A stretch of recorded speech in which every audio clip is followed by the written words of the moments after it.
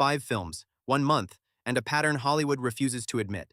These were not small risks or invisible releases. These were calculated bets that collapsed in real time. Budgets soared, expectations followed, but audiences made a different choice.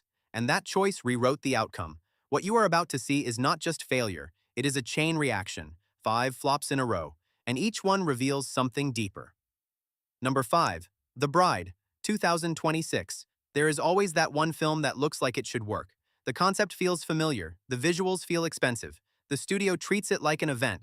That was the promise behind The Bride, a bold reinvention of a legendary monster story. A film positioned as prestige horror with emotional depth, but the moment it reached audiences, the illusion began to crack. The scale alone tells you how serious this gamble was. The production budget climbed past $90 million. That places it firmly in high-risk territory where anything less than a massive global turnout becomes a problem. For a film at that level, the break-even point usually sits close to $300 million worldwide. That is the target. That is the expectation. And The Bride never came close. Its worldwide box office stalled in the range of $20 to $25 million. That is not just disappointing, that is catastrophic. When you run the numbers, the loss becomes impossible to ignore. The film likely burned through $80 to $90 million once marketing and distribution are factored in. This is the kind of gap that studios remember for years. What makes this collapse more unsettling is that awareness was not the issue. Audiences knew about the film, the trailers were visible, the campaign pushed the idea hard, but something critical was missing. Urgency. People saw it and hesitated. They did not feel the need to show up opening weekend. And in modern box office dynamics, hesitation is fatal. The opening numbers reflected that hesitation immediately. Instead of a strong debut, the film arrived below expectations. Then came the second weekend drop. Nearly 70% of the audience disappeared. That is not a normal decline. That is a rejection signal. It means word of mouth failed to carry the film forward. And once that happens, there is no recovery. There is also a deeper creative issue at play. The Bride tried to balance multiple identities at once. Gothic horror, romantic drama, psychological reinvention. That combination can work, but only if the tone is precise. Here it felt uncertain, not frightening enough for horror audiences, not emotional enough for drama viewers. When a film sits between categories, it risks losing both. Timing made things worse. March 2026 was dominated by stronger releases that captured attention early. Once audiences commit to one film, they rarely shift quickly to another unless the alternative feels essential. The Bride never reached that level of necessity. By the end of its run, the verdict was unavoidable. This was not just a film that underperformed, this was a full-scale box office bomb, a project with ambition, with resources, with visibility, and yet without the one thing that matters most: audience commitment. Because in the end, a film does not fail when people ignore it. It fails when people see it and decide it is not worth their time. Number 4. They Will Kill You, 2026. Some films do not explode at the box office. They fade, quietly, almost invisibly, and that kind of failure is even more dangerous because it happens without resistance. That is exactly what happened with They Will Kill You. On paper, this was not a reckless gamble. The reported budget hovered around $20 million, controlled, manageable, the kind of mid-tier thriller studios rely on to generate steady returns. It did not need to dominate the global box office. It only needed a solid opening and decent word of mouth to recover its cost. That never happened. The film opened to roughly $5 million. That number immediately set the tone. For a wide-release thriller, this is not just soft. It is a warning sign. It tells you the audience did not prioritize it. And once a film starts this low, it must rely heavily on strong legs in the following weeks. That requires audience enthusiasm. This film did not have it. From that point forward, the trajectory became predictable. The drop in attendance followed quickly. Screens began to shrink. Showtimes were reduced. The film never built momentum. Instead, it settled into a slow decline that confirmed what the opening weekend had already revealed. There was no breakout coming. Financially, the math becomes clear.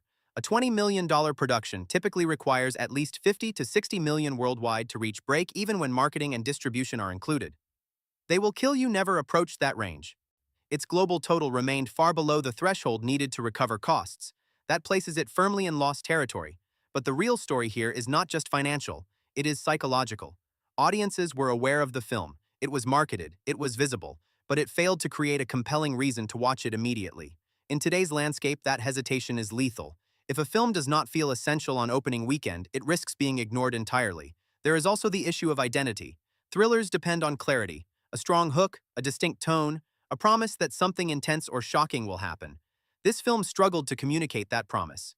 It existed in a crowded space where stronger and more recognizable titles dominated attention.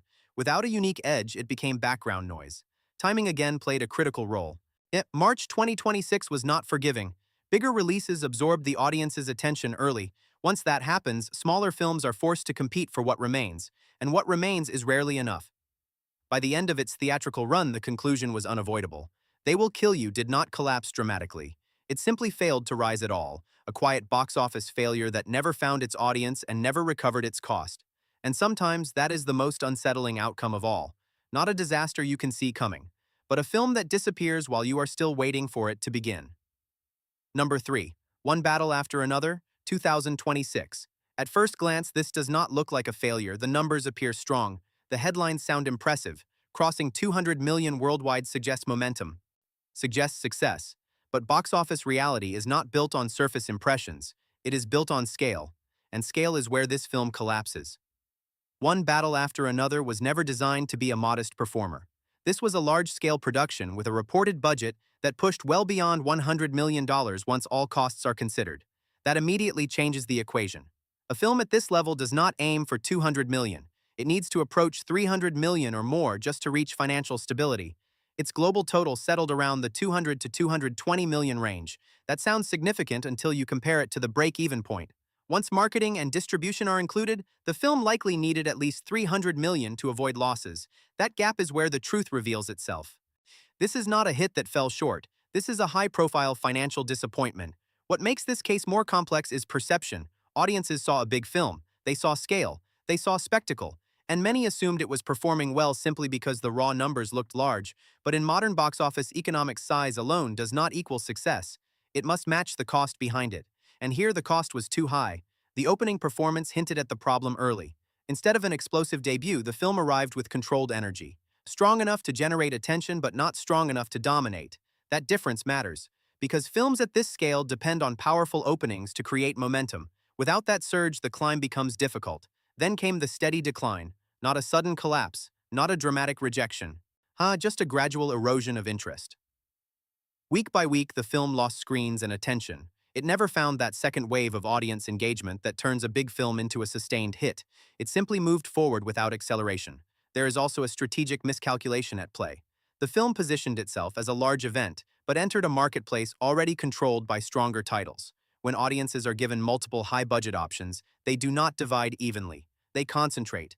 And once that concentration happens, secondary releases struggle to maintain visibility.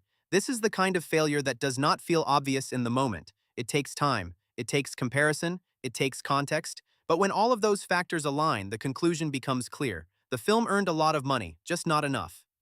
And that is one of the harshest realities in modern cinema. You can reach hundreds of millions. You can dominate conversations for a moment and still lose money.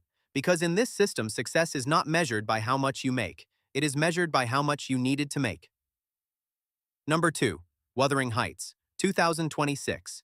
This is the kind of failure that feels impossible until you look at the numbers closely. Because everything about Wuthering Heights was designed to succeed. A legendary novel, a visually rich adaptation, a cast built for attention, and a marketing campaign so aggressive it almost guaranteed awareness. Almost. The production budget sat around $80 million, already a significant investment for a literary adaptation. But what changed the entire equation was the marketing spend. Reports indicate the studio pushed nearly $85 million into promotion alone. That means more money was spent telling audiences about the film than actually making it. When you combine those costs, the total investment climbs toward $165 million. That immediately sets the break-even point near $300 million worldwide. Now look at the return. The film opened with approximately $80 million globally in its first weekend. Not terrible, not a disaster, but not strong enough for a project carrying this level of financial weight. Expectations were higher. The studio needed momentum. Instead, it got hesitation. Then came the drop, around 50 to 60% in the second weekend. That is the moment everything shifted, because a film built on heavy marketing must sustain attention. It must hold audiences. Once that drop hits, it signals that curiosity did not convert into lasting interest. People showed up once, then they stopped. After several weeks, the worldwide total reached roughly $190 million. Again, that sounds respectable. But against a break-even target of $300 million, it is nowhere near enough. The shortfall sits well above $100 million. That is not a minor loss. That is a full-scale financial failure. What makes this collapse more revealing is how much effort went into preventing it. Global premieres, social media campaigns, influencer outreach, massive visibility across multiple markets, the film was everywhere. And yet presence did not translate into commitment. This is where the psychology becomes clear. Audiences were aware. They understood the film, but they were not convinced it was essential viewing. That gap between awareness and urgency is where expensive films fail. You can reach millions of people, but if they do not feel compelled to act immediately, the momentum disappears. There is also a tonal challenge embedded in adaptations like this. Balancing classic literature with modern cinematic expectations is difficult. Too faithful and it feels distant. Too modern and it loses identity. Wuthering Heights struggled to find that balance, and when tone becomes uncertain, audiences hesitate. By the end of its theatrical run, the outcome was undeniable: a heavily marketed production, a globally recognized story, a massive financial commitment, and still a loss that likely exceeds $100 million. Because in the end, no amount of marketing can replace the one thing that determines success: the decision to watch. Number 1. Crime 101, 2026. This is what a modern studio miscalculation looks like when everything seems safe on paper. A proven genre, a recognizable cast, a clean concept that audiences usually understand instantly. Crime 101 had all of that, and still it failed. Not slowly, not subtly. It failed in a way that exposed a deeper shift in how audiences choose what to watch. The reported production budget landed around $93 million. That already places it in high-risk territory for a crime thriller. This is not a superhero spectacle, not a fantasy epic. It is a grounded heist film. That means its ceiling is naturally lower. To justify that cost, the film needed to reach at least $200 million worldwide. That is the break-even zone once marketing and distribution are included. The opening weekend delivered the first warning, around $16 million domestically across a long holiday frame. For a film with this budget and this cast, that number is not just underwhelming, it is a red flag. It tells you immediately that the audience did not prioritize the film. And in today's market, if a film is not a priority, it becomes optional, and optional films do not survive. From there, the numbers continued to fall.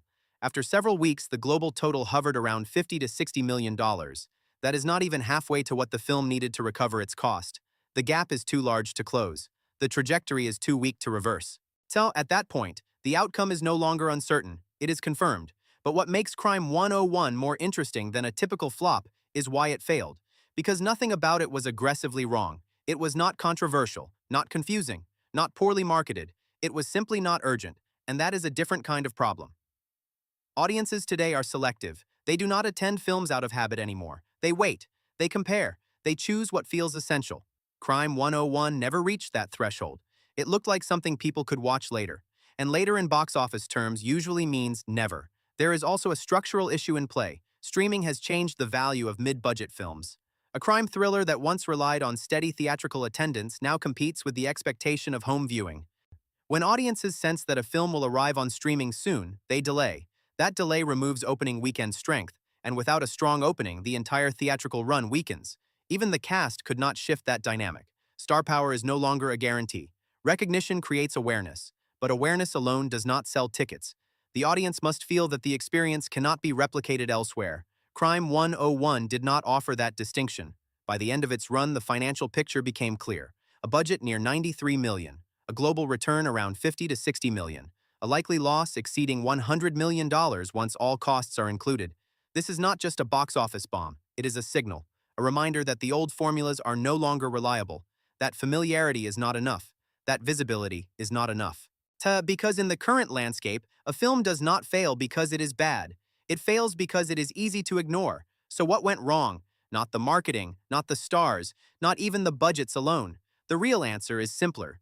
Audiences changed, and these films did not. Which one shocked you the most? And which collapse did you see coming? Let me know. And stay here for more stories behind Hollywood's biggest failures.